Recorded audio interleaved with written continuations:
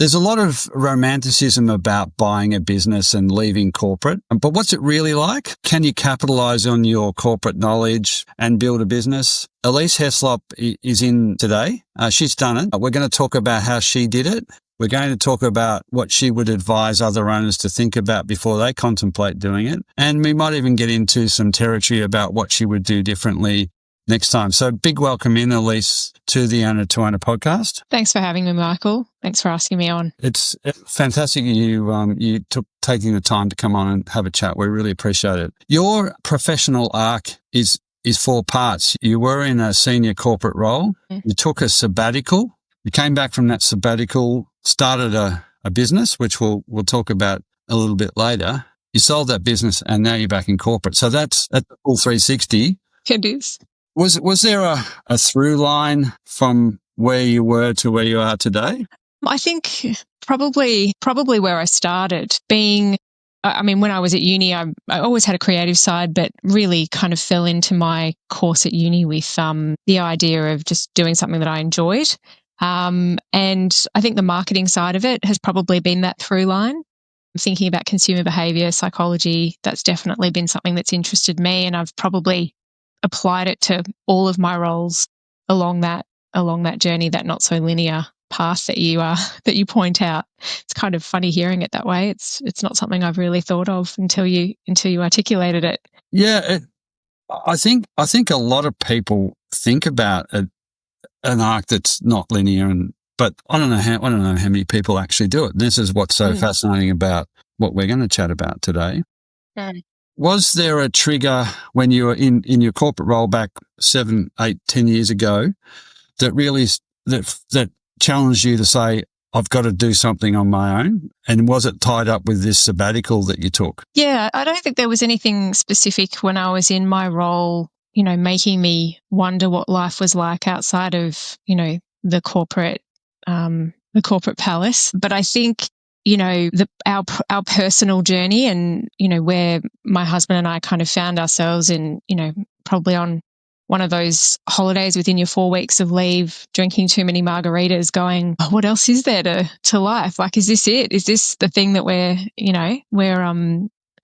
looking forward to every year and watch our kids grow up, doing this? That was probably the catalyst for the change. We were both very much aligned. My mum was born in Italy, and it's always been something that I've been very connected to. I studied over there through uni and did languages like an offshoot to my commerce degree. So, we wanted to gift that or give that to our kids and give them that experience and get them to see how life is in other parts of the world. So, yeah, it was probably while stepping outside of the day-to-day and having a little bit more time and thought around, what are the things that I really value in my life? Does the corporate kind of structure enable me to have those things? That's where I really got the opportunity to think about other possibilities and, step outside of that kind of box and the expectations of who I am and the role I have and the title and all that stuff. It didn't feel as important. Yeah, got me thinking about, what else I could do. There were a few different things that happened. It was kind of a confluence of a few different scenarios, and one of them was boredom, probably, in the middle of winter, Margarita, yeah. Not being able to get outside much while we were living overseas. And the other was probably seeing how different it was to go from like a house with a backyard and that typical, the Australian dream here, to living in a 2-bedroom flat and being very happy with less space and thinking about using space differently and how that could maybe imprint over to the Australian market as an idea. Yeah. So, there was a confluence. Yeah, there was a family connection and then questioning about what do I want to spend my time doing. Yep. How long did you spend in Italy on this sabbatical? Because did you resign and then say, wherever the wind takes me? A little bit, yes. That was the intention. And, the company that I was working at the time, they were great. They said, we'll accept your resignation, but we want to know that there's always a door open if you want to come back, which I was very lucky to have that as an opportunity if I needed to take it or wanted to. And yeah, the idea was, so we were away for 12 months that was the limit to how long we could go away for. Well, so he also, your husband resigned from his role? He he owns a small business as well. So, and he's been running it for a lot longer than I have. So he was fortunate to have a business partner that, they could run it. He could run it partly remotely, but it enabled him a little bit more freedom. He went back a couple of times to Melbourne to make sure everything was still going okay. But his intention was to kind of step back and then step back in, do like the admin stuff while he was away, and then come back. But there was a higher purpose. You both and everyone in the family wanted to get away and have this experience that you knew you'd really regret it if you didn't do it. Yeah, I think so. And I think, the kids were really young. My youngest was 4 when we left, and my elder, well, not much older, they're pretty close together. My eldest was like 5.5. So it just felt like the right age. They were small enough to carry, and big enough to be able to kind of, go on hikes and do the stuff that we wanted to do. And, they were starting kinder and school over there as well. So that really helped us break into the community and get to know some awesome people. Yeah, that idea of living there, not being a tourist. Yeah. The distinction, isn't there, between becoming part of the village or the community and traveling for 2 weeks and in out. Yeah, definitely. I would say, I felt like after 12 months there, we really felt like we were part of the place. It was a small town. So, and that we chose that intentionally. We didn't want to feel like we were just moving to another city. And yeah, we've still got connections and friends over there. And the boys who are much older now, they're really close. They're like, they've got more extra families, which is that's really cool. And you talked about learning to live in smaller spaces and have less, the Great Australian Dream versus this more, whatever the European lifestyle is and was. Is that what triggered or planted the seed for the birth of Plyroom, your business? Yeah, I think it was actually. It did plant the seed. I think I, like a lot of us, had been kind of going on this pathway of, what I thought was, the way we should be living, and, kids living in the same room until a certain age, and then they want their own space. So you renovate and you do the things. And I guess, we were fortunate enough to be able to have those choices and be able to make those decisions.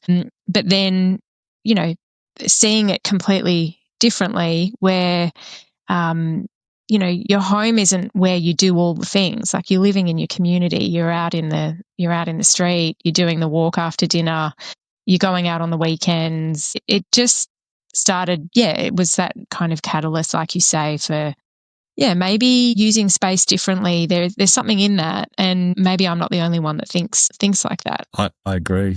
What is different is you've taken that big leap. I think a lot of people do think about it. There are people, I think I'm fascinated by the what I call the other circular economy, which is people doing the lap around Australia and taking the kids, doing homeschooling. And we saw a gig, a band in Point Lonsdale last weekend, a couple been on the road for 3 years, and it's all about, they've left their careers, well, their jobs, their roles, careers, to focus on their music. But it just meeting more and more people who are combining, they're getting out of, it's not a holiday, it's an adventure or an immersion into something. But mostly you've got to still figure out how to make a dollar. Yeah.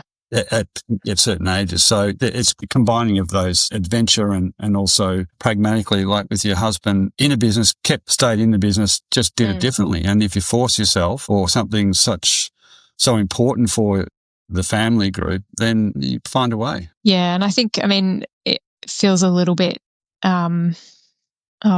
hypocritical to talk about it this way, but, industries and the capitalist kind of structure, like we're trained to think that, about the things that we should have or what life should be like or what we want. And, you're constantly fed examples of things that might appeal to you. And I guess it sounds a bit cheeky coming from someone that, has been in marketing their whole career. But the question of like, how much do you really need? And more isn't necessarily better. It's about, really finding what turns you on and kind of what keeps that light alive.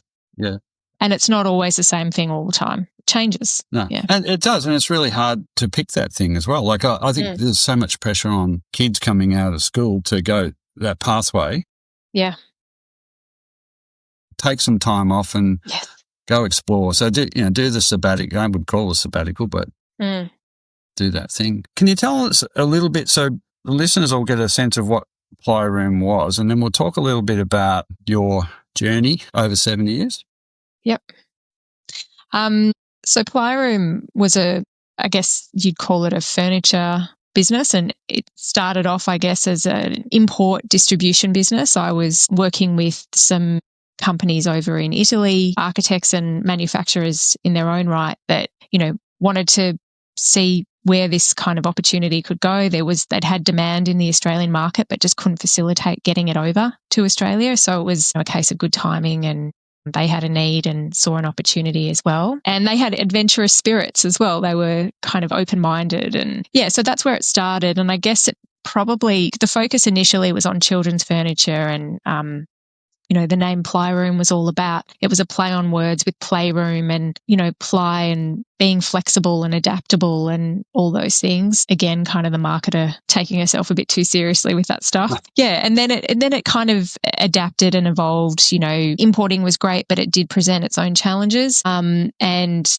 I wanted to start designing my own products and manufacturing in Australia and supporting, Australian manufacturing and local production and that kind of thing. So it progressed to that. We had a website, and so I guess you'd call it an e-com business, because predominantly, like, I think 80% of our volume came from the online store. But then we also had a showroom. We did like a concept store, and then we were also selling to trade architects and interior designers and that kind of thing. So we did a lot of different things. But the idea was that it was a values-based business. It was about, I don't know, like buying once and buying well, buying things that you can change or that have multiple uses or purposes, always kind of using timber as the foundation. And it went from there. Yeah, I think you sounded like you bonded with the manufacturers in Italy because they were about the same kind of values and approach to things. Definitely. Yeah. And I do remember we did some work together, and it just reminded me then call it an SME, a small business, you had 3 or 4 parts of the business.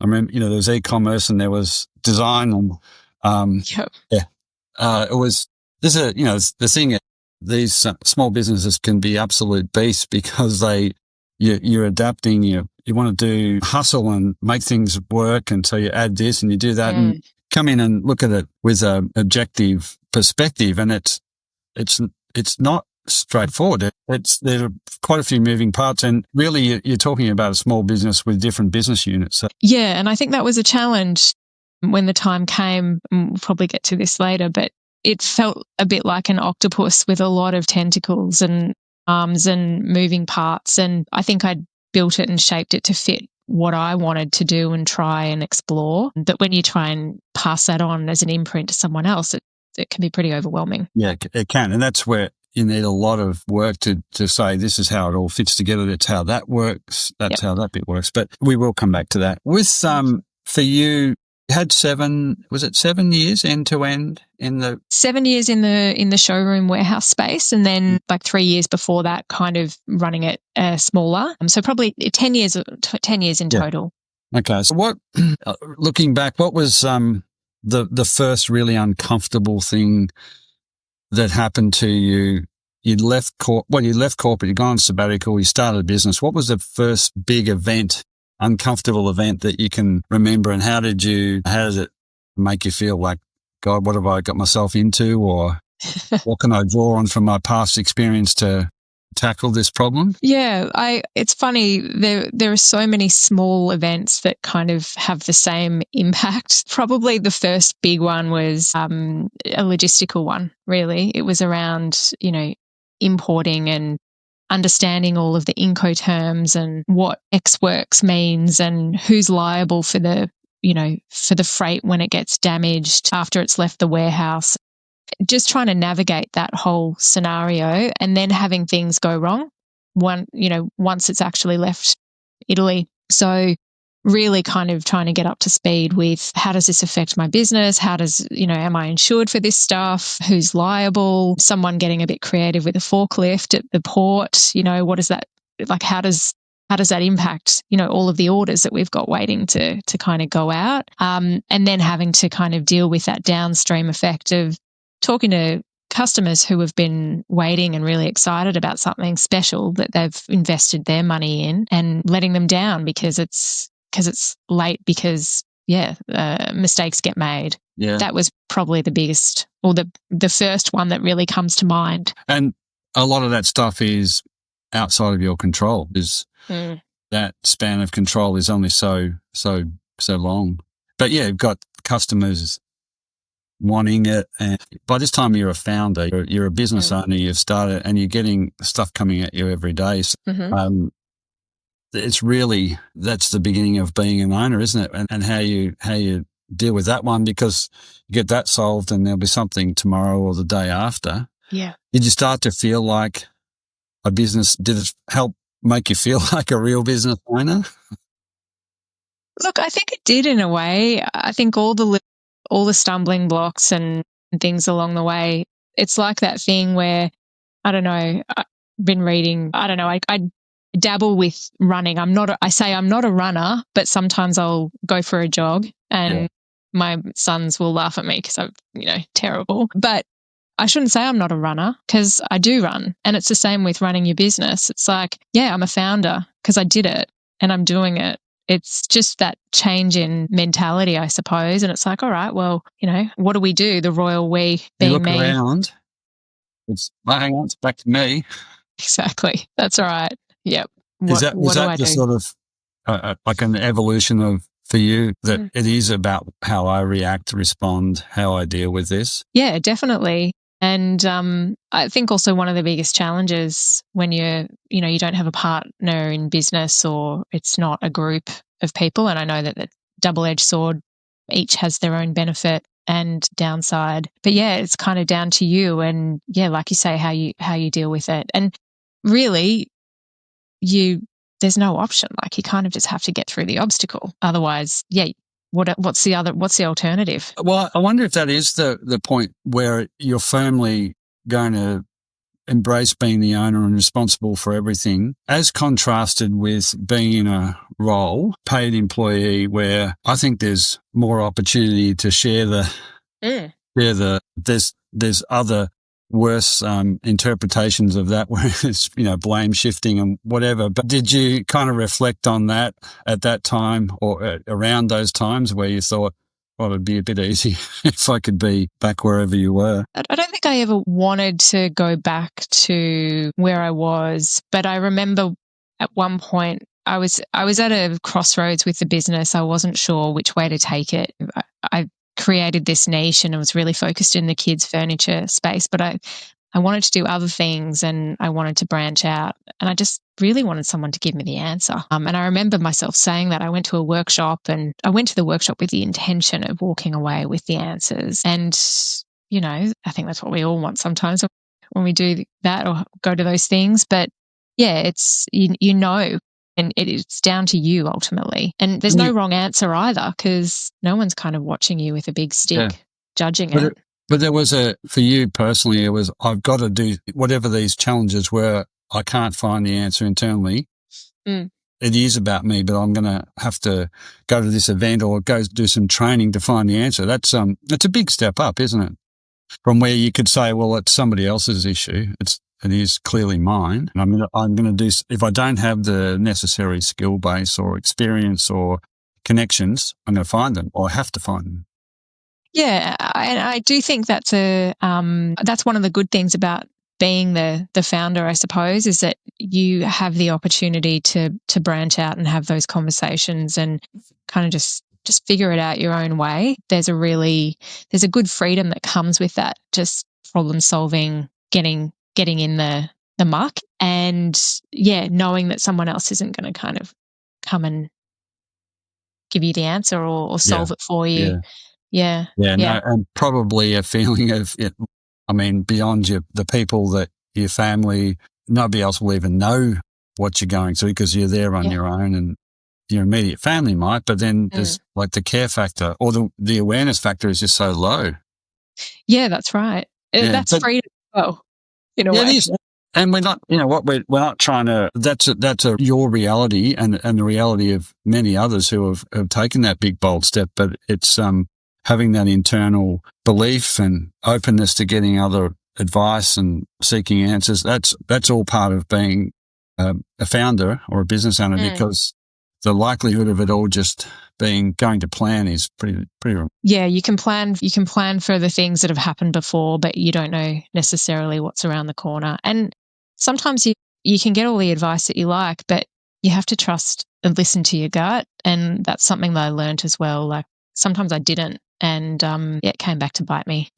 Can you talk about an example of one of those? Yeah, when particularly with the exit of the business, when things didn't feel right, they felt a bit off. I probably should have called it earlier, and I didn't. So I let it play out. Cost me, time, money, bit of heartache along the way. Yeah. Stress, stress. Yeah. Did your at that point, were there things that you'd learnt or been exposed to in corporate that really might have given you a leg up as a small business owner founder? And were there other learned behaviours that were counterproductive? Yeah, I think the things that gave me a leg up, probably knowing that I couldn't do it all by myself, ultimately. I mean, the first year or two was very much a case of me trying to do all the things, being in a storage facility, moving boxes that weighed 45 kilos and, were 2 meters tall and all, like, it was a sight, I can tell you. Yeah, realizing slowly that, you can't do all the things if you want to move forward, and recognizing that before I got myself in too much of a mess. So that was probably one thing I got from corporate. I think also, keeping your networks, not networks as in, the networking sense of the word, but like staying connected with people. That was something that I did miss running my own business. I found that, it got quite lonely being the one that was making the calls, and I wanted to have really honest conversations with other business owners. So, I had my brother who runs his own business, and we've had some pretty great chats over the years, my husband as well, and then people within the industry and further afield. I guess the thing that made it, or was a bit counterproductive, was this kind of training in a corporate environment that you're not the one that makes all the decisions. So you need to get sign off and approval from a number of different individuals and counterparts. So I guess I was always looking for that validation that it was the right decision before I, pivoted or made the change. And I'd kind of workshop my ideas a lot. And ultimately, I was probably a little bit overzealous in that. Yeah. I could have just gone with what my gut was telling me. Yeah. Which is kind of have to practice that a bit, I think. Yeah. Trusting your gut, and if you're going to be, you're going to survive in small business, you're going to have to keep doing that. There's that loneliness thing comes up all the time, and so you did talk with other business owners. Mm-hmm. Did you do anything formal, business owner groups, or did you have mentors, or was it what you described? I had a coach, I suppose, someone that I could talk to about this stuff, and she gave me some practical, like it was kind of a practical relationship where she would kind of help me with keeping me accountable with action items and things that I could do to kind of work through some of the challenges I was facing. So there was definitely her, and she was great. In terms of, business networking, I'd always kind of just lurked on the edge. And I didn't dive in. That is something that I probably regret, because it could have been could have saved me in a few dark days. Yeah. Look, there's plenty of opportunities around, but I think the ones that seem to keep resonating with other owners is the experience or the value they get talking to other business owners. Sometimes you might even talk to someone else in the industry, a potential competitor, but But the experiences seem to be pretty common across all small businesses at the different stages. So Yeah. But there's this imperative every day to do things, and you're trading off your time, and you got to get stuff done. And so with Plyroom, can you just talk about what was the trigger for you to say, I think it's time to move on from this business? Yeah, I think when the lack of certainty around where I could take it superseded, like the fear of failure superseded just listening to the coach of the soccer team, the Scottish soccer team that got led into the World Cup, and that amazing victory. And it was a whole idea that the players went in not with the fear of failure, but the anticipation of success. And I think it was when the fear of failure kind of overtook the anticipation of success, and it wasn't something that kind of switched off or on. It was like over a period of time, that kind of feeling of not really sure how much more I can do here. What else is there for me to give? I felt at my capacity, and I kind of felt like we were stuck. The business and I were stuck. Yeah. Okay. Yeah. And so that stretch of running the business, you didn't have any more sabbaticals, but you maybe had a few trips to Italy, did you, for work? Yeah, for work. But I know. like in terms of getting away like you did, at the beginning. No, I couldn't get away. Constant. I felt like I couldn't. I felt every holiday I had my laptop and was working. And I think that was probably, part of it is my own kind of cross to bear, in that I did that. I didn't feel like I could switch off, and I probably could have, really. Yeah, and that's where the idea of the lifestyle business, it's like, it sounds so good on paper, but it really depends on if you're setting the boundaries and you are running it like a lifestyle business, or if it just becomes your everything. Yeah. Fueled by all of the stuff that you hear about growing. If you're not growing, standing still, and you want to 10x this and want to add this in and supercharge that. Look at this questioning. I've had a couple of guests on talking about exit planning. Exit planning is an extremely good thing to do. Its potential limitation is it's usually defined by an exit at the end of this process. And it's got to be, if you want to do that, you absolutely want to be out, you go do that. But it can also be other exits. It can be an exit where the owner kind of pulls the business back to something that's really like a lifestyle business, or much more manageable, or you bring in a partner, or you bring in a manager. I mean, there are other endpoints or end games and it's because it does seem very binary, where you're in there, you're busy, you want to do something else because you're just done with this. But those businesses can be different beasts. And like with your husband taking some time out, putting, really forcing yourself to, how else can I continue to do both, but having a life and having a business, but do it differently in different ratios? Yeah, I think that's a really good point. I don't think it was something I thought about enough. I thought about exit as in, I fantasized about closing the doors and I drafted the email to say, after 10 years, we're closing our doors. Thank you, everybody. We're bowing out. Have you still got that email, by the way? Probably somewhere. Yeah, I reckon I do. You should frame that. Yeah, it was very much that case. It's like, you close the doors or you sell. Yeah. The idea of, interestingly, I think I did the scale down, get it to a point where it was a lifestyle business after I decided that I was out, after the failed sales or the sales of the business kind of didn't go according to plan. I was like, I don't think I've got it in me to go another round or to keep it going. So you had you went fair way down the path with a buyer, unraveled twice. Yeah.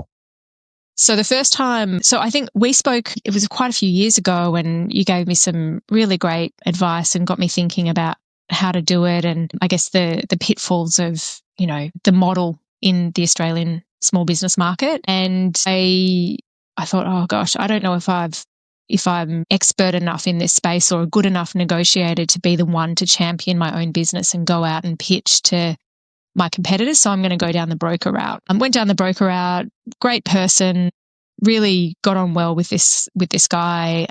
And then for whatever reason, he left the business and then I was given someone else. We found a buyer, seemed really good, but then COVID hit and she got cold feet. So then we were back in kind of full sprint mode because COVID, our business was one of the lucky ones where COVID actually got things really moving beyond the initial, shit, we're not going to have anything for 6 months because people in Italy are dropping dead, keeping some perspective. Then, so that kind of continued for a while, for a few more years, and I kind of got that stuck feeling again. And I'm like, well, the business is actually in a really good place profit-wise. I feel like we've kind of got our octopus arms working. We know what to dial up, what to dial down. We've got our processes. We've spent the time. I mean, that's the other thing that comes from corporate, like especially GE. You get your processes right and you refine. So everyone knew what they were doing. And so went out to kind of market again in the broker sphere and got to, yes, we're in. We just need to sign the contract of sale and it'll all be done. So I went away on holiday thinking, oh my gosh, it's happening, and came back and these people had just vanished. So I don't really know what happened there. It was just one of those really unfortunate situations where, I should have, I saw a little bit, like felt uneasy at certain points in time and I didn't read it loud enough. So yeah, that's what happened.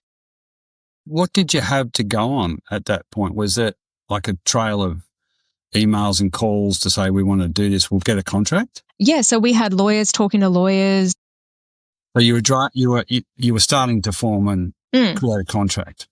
Yep, we had agreement in principle. We had emails, with the intended offer and, but the contract of sale hadn't been signed and there was just stalling going on and it just fell over. So yeah, it's brutal because the sale's gone and I'm not telling you anything you don't know, but it is, the sale's gone. So you got to brush yourself off and go back to the business again because, it's as damaging and as stressful as it is, there's a business to continue. And it's mighty, mighty hard. Yeah. And I think that was the point at which I, carried on for a few more months. And I just thought, I think it's time to wrap it up. I can't see where I'm going to take this. So I scaled back, made some decisions around that. Didn't renew the lease of our warehouse, closed down the import side of the business. And it was all a local manufacturer, made to order.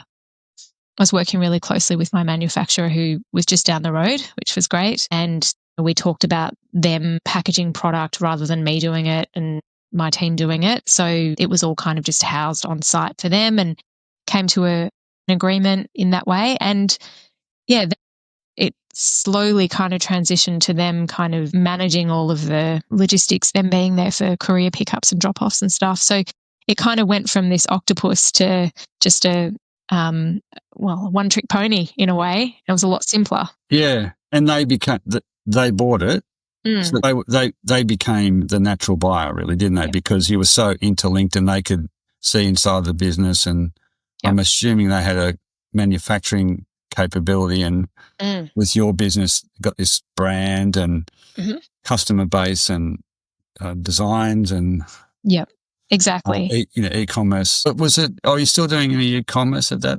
Yeah, we were still selling through the website and through trade interior designers, and they also had a really good network because they also have an architecture arm of their business. They're very, very good at what they do. So like you say, it was a natural fit. You hinted at it early. The model for buying and selling businesses is pretty crude. And advertising and waiting and hoping that there's the right buyer out there. But a lot of sales happen like this, call it off market, but it's where there's already an understanding of what the respective businesses do well or where they're lacking. So it might become a manufacturing alliance or joint venture to start with, or a distribution thing in services. And then it's like, really, you're kind of just getting closer all the time to becoming part of that business. Yeah, I think there's definitely, that the dating model approach, like with you put your profile out there and it's a numbers game versus relationships through introductions or knowing the brother of your best friend or whatever it is.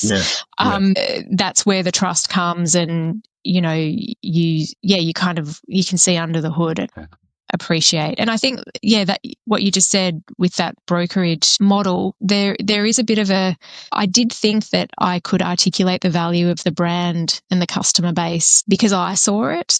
And the way that industry works, I suppose, is that it has to be about showing the multiplier and validating the multiplier based on the P&L and the balance sheet. And, sometimes you can't really measure brand and loyalty and all of those things. And I think that was one key learning for me. Yeah. I think, it's another one of the limitations that you've got to have a formula for valuing a business, but it doesn't account for the fact that not every buyer will view the business the same because they've got a different set of challenges, and it can be worth more or less than that formula. I'm okay, you start with a formula, a bit of a baseline, you get some market data, but when you test the market thoroughly, you will often see that different buyers will, if you don't just post the price and say, look, it's for sale for $1 million. I mean, as soon as you do that, unless it's an incredibly compelling business, which doesn't happen very often, there might be a bit of competitive tension that goes up. More often it's like, well, it's a start point. Let's, work our way down and all the games come. But I had Craig West from Succession Plus on last week, and we were talking about this very thing. And it's really very important to thoroughly prepare so that you can almost, you know your business, but you can almost see how it fits inside of other businesses, competitors or industry players. And that's another layer of thinking about your business, is how it fits in there, because that's when the formula will be different, or the value. Yeah, you're right. I think it's just dawned on me that, the packaging up of the business and the marketing of the business is really critical, and knowing your target market of who could potentially want it. And the scattergun approach is what I employed, and it didn't work. Surprise, surprise. Doesn't work. Oh, well, it works very occasionally. Yeah. So you've sold that business. You've gone back to corporate.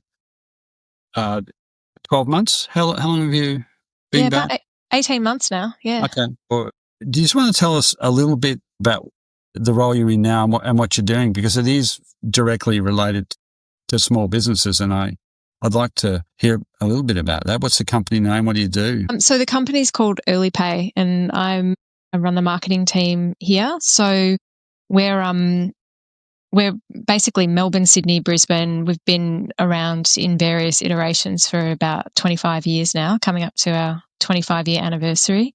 We're very much about working capital and cash flow for small businesses. Unlike your kind of typical bank model that relies on property security, it's very much looking at your balance sheet and your performance of your debtors, basically your customers, your business customers, and using that as the way to fund your growth, or using the assets that you have in your business, like equipment, to raise capital for new opportunities, or dealing with things when things get hard. Excellent. Yeah, so it really goes to the heart of looking beyond the big four and the traditional way of doing things to saying you do have value in your business. So it's proof you're doing okay when you've got some debtors and some plant and equipment, but you can leverage them more easily now. Yeah. Yeah, absolutely. I think it's something, I didn't really know about it as an option when I was running my business, but it's very much an option for B2B businesses. And it's something that, unlike, your typical, your loan amount, that's your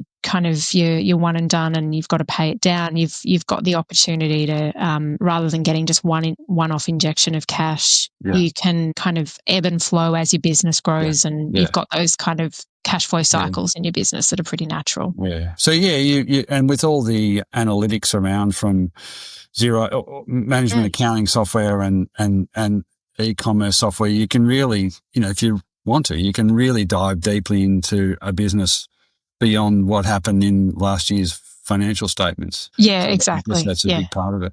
So tell us what the website is for Early Pay.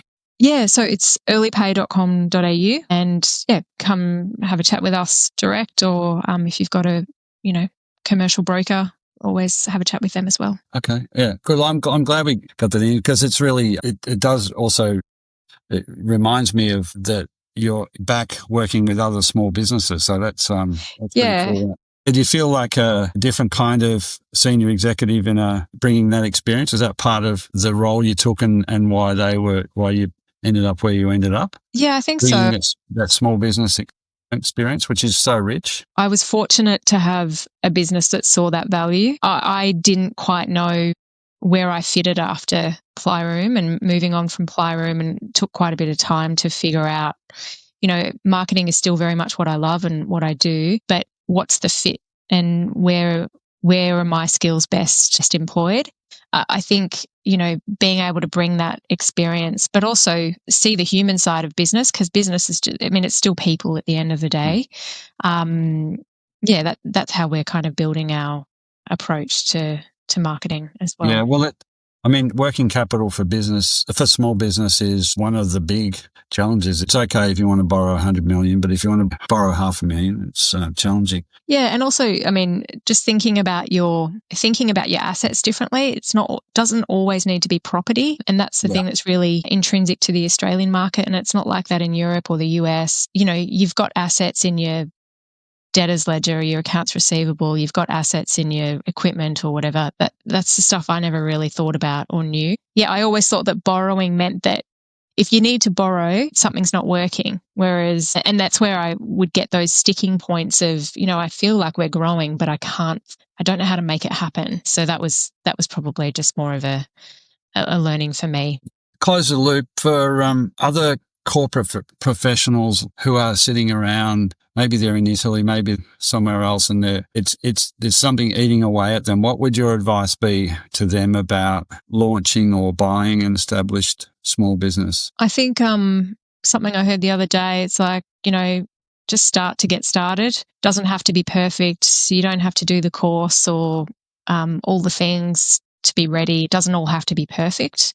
You can iterate, fine. That's kind of the fun bit. That's where the freedom is, and enjoy that, because it's kind of like playing in business. You just don't want to ignore the lessons. Make sure that you really listen hard to the lessons. I think also find your business tribe. So find your people, and that might change over time. That's something that's, mental health in small business small business is tough. So I think it's important to think about how you're going to look after yourself when you don't have the water cooler chat or, the virtual Christmas parties or whatever it might be. Yeah.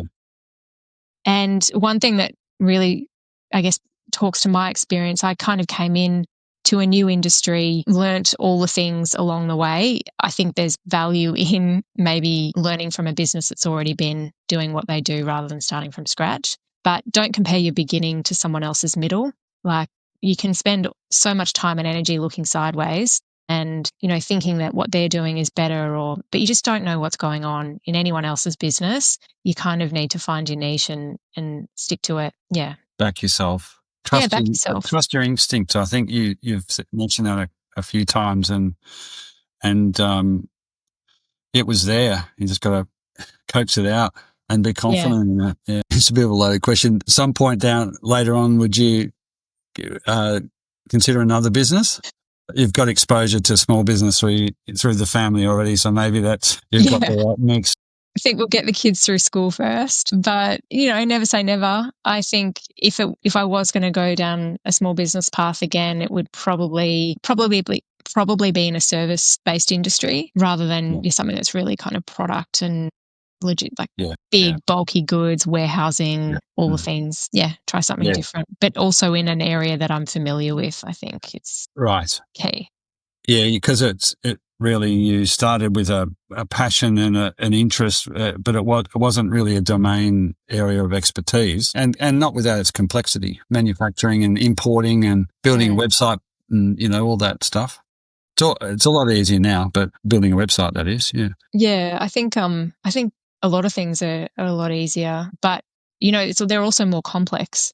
So trying to work out the right way to go and who to use or how to do it is that brings up its own challenges, which, when I started, we had Instagram and it was all based on chronological stuff, and Meta hadn't messed with algorithms and monetized the crap out of it. So it's a very different landscape now. Yeah, indeed. Mm. All right. Two final questions. Sabbaticals, yes, a good idea for everybody or for most people? Yeah, I would say so. Doesn't have to be, you don't have to pack up your life and move to Italy for a year. It can obviously be a lot smaller and simpler and easier, I think. But yeah, just getting the headspace, getting out of the bubble, thinking about what you really value and appreciate. I can't see any downside to that, really. Yeah, I hear you and I agree with you. Final question. If you were plucked to head up the Australian Federal Small Business Department, what would your top few priorities be for building a stable, resilient, successful SME economy? Yeah, it's one thing to think, oh, it's broken. It's another thing to think, how would you fix it, isn't it? I think a few things that, we were reading or talking the other day about the Business Council of Australia, the ratings for each state and how they are to have a small business.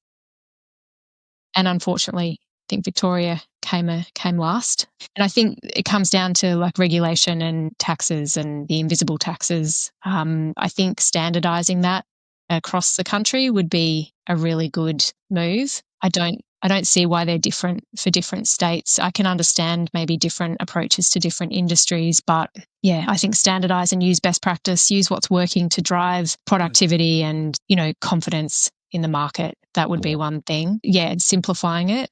I think, if I may be so bold as to suggest a lower company tax rate for companies, not just companies under 50 million, but maybe even lower for the ones that are under 10 million, because it's a very different landscape. And I think you'll find that the majority of businesses are in that much smaller bracket. Indeed, yeah. Yeah, I think, evening out the playing field with taxes and simplifying that. And probably, because I'm biased, but I think really supporting the industries that we want to see more of in Australia. Manufacturing, it's so hard to do manufacturing in Australia. Thinking about how we actually support those businesses, whether it's, I don't know, if they're lucky enough to be able to buy their properties, land tax concessions or something, so they're not penalised for going out and having a go and growing as well. Yeah. Well, COVID and our capacity for manufacturing was exposed big time. So yeah, and I see been a reduction in funding at CSIRO, and I think manufacturing, etc., was one of the areas that got most heavily hit. I could be wrong, but yeah, it's not healthy. No. Thank you so much for sharing your experience, Lisa. That was what it's like to do what a lot of people think about, and you've gone full circle. So wish you well in your new role, 18 months in, and thanks so much for sharing openly with us today. It's been greatly appreciated. No, of course. Thanks for having me on and getting me to think back and reflect on quite a ride. Quite a ride, yeah. All right, Elise, thanks so much for your time. Thank you. Thanks, Michael. Look forward to keeping in touch. Likewise. See ya.